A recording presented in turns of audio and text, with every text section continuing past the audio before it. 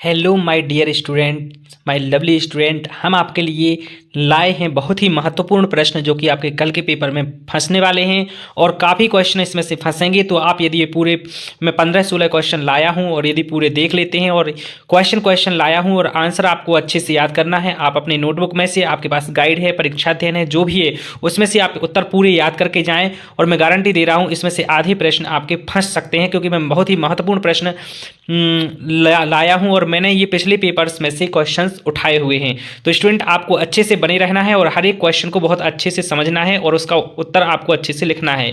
तो पहला प्रश्न है, संधि की परिभाषा उदाहरण सहित लिखो। तो स्टूडेंट आपको संधि की परिभाषा, संधि हेडिंग डालनी है काले पेन से, उसकी परिभाषा नीले पेन से लिखना है और उदाहरण भी नीले पेन से अच्छे से लिखना है, बहुत ही सुंदर हैंड राइटिंग में, क्योंकि हिंदी के पेपर में राइटिंग का बहुत महत्व होता है।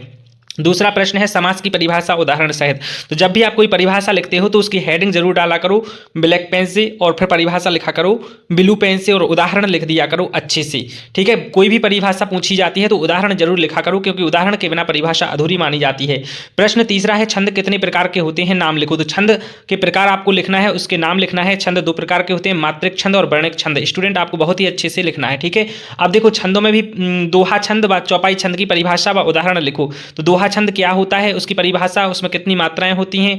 ठीक है, चौपाई छंद में कितने चरण होते हैं, कितनी मात्राएं होती हैं। तो चौपाई छंद में 4 चरण होते हैं और प्रत्येक चरण में 16-16 मात्राएं होती हैं। स्टूडेंट बहुत अच्छे से आपको याद रखना है। और चौपाई छंद का उदाहरण आपको मंगल भवन, अमंगलहारी, द्रवहु सुदशरथ, अजिर बिहारी लिख के आ जाना है, बिल्कुल नंबर नहीं कटने वाले।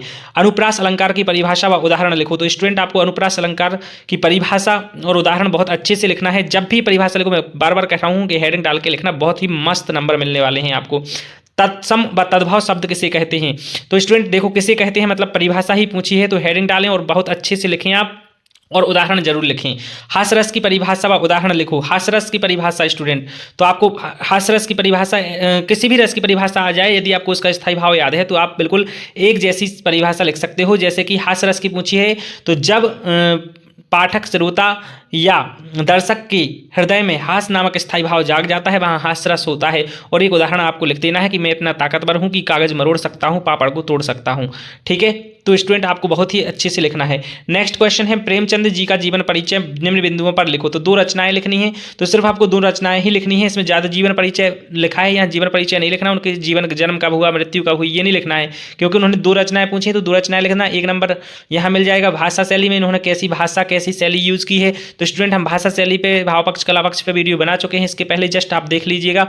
ये साहित्य में योगदान, तो साहित्य में योगदान या साहित्य में स्थान एक ही बात होती है, तो साहित्य में योगदान बहुत महत्वपूर्ण रहा है आपका, ऐसा आपको लिख देना है बहुत ही अच्छे से। पर्यायवाची व विलोम शब्द की परिभाषा लिखो। तो पर्यायवाची शब्द किसे कहते हैं, एक जैसे अर्थ देने वाले शब्दों को पर्यायवाची कहते हैं और उल्टा शब्द देने वाले शब्दों को, उल्टा अर्थ देने वाले शब्दों को विलोम शब्द कहते हैं। आपको परिभाषा और उदाहरण जरूर लिखना है। खंड काव्य महाकाव्य में अंतर, तो स्टूडेंट कम से कम आपको 4 अंतर आना चाहिए खंड काव्य और महाकाव्य में, और किन्हीं 2 खंड काव्यों के नाम, किन्हीं 2 महाकाव्यों के नाम, उनके रचनाकारों के नाम अच्छे से याद करके जाइएगा। 100% आपको ये क्वेश्चन आ जाएगा, क्योंकि ये कक्षा 10वीं और 9वीं के लिए बहुत ही महत्वपूर्ण प्रश्न है। स्टूडेंट आपको पता होना चाहिए, जब भी मैं आपको कोचिंग पढ़ाता था, यदि जो मुझसे कोचिंग पढ़ते थे उनको मैंने कहा होगा, ये खंड काव्य और महाकाव्य का क्वेश्चन बहुत महत्वपूर्ण रहता है। रस कितने होते हैं, स्थायी भाव सहित लिखो। तो रस आपको पता है स्टूडेंट कितने होते हैं, उनके स्थायी भाव, हर एक रस का एक स्थायी भाव होता है, वो आपको लिखना है। वीर रस की परिभाषा उदाहरण सहित, तो हमने पहले ही बता दिया, यदि आपको स्थायी भाव पता है तो आप किसी भी रस की परिभाषा लिख सकते हो। रस के अंगों के नाम लिखो। रस के अंग 4 होते हैं स्टूडेंट, आपको पता है, स्थायी भाव, संचारी भाव, विभाव, अनुभाव।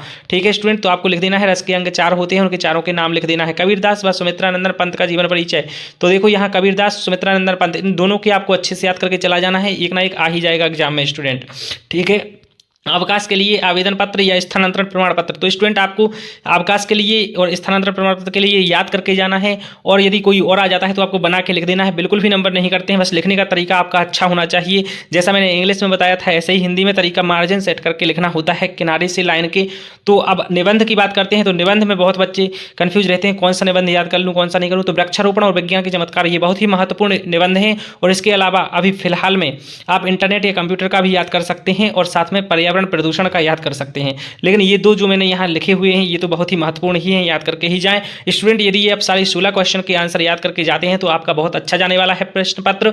और दूसरी बात यह है, मैंने आपके पाठगत प्रश्न उत्तर नहीं दिए हैं क्योंकि मुझे पूरे प्रश्न उत्तर आपके पता नहीं है, प्रश्नों कौन सा किस चैप्टर में प्रश्न है, और मेरे पास अभी किताब भी उपलब्ध नहीं है स्टूडेंट। तो बस इतना ही मैंने प्रीवियस पेपर के आधार पे आपको ये महत्वपूर्ण प्रश्न लिखे हुए हैं। मिलते हैं नेक्स्ट वीडियो में नेक्स्ट पेपर के क्वेश्चंस के साथ, तब तक के लिए जय Hind, Vande Mataram student, best of luck.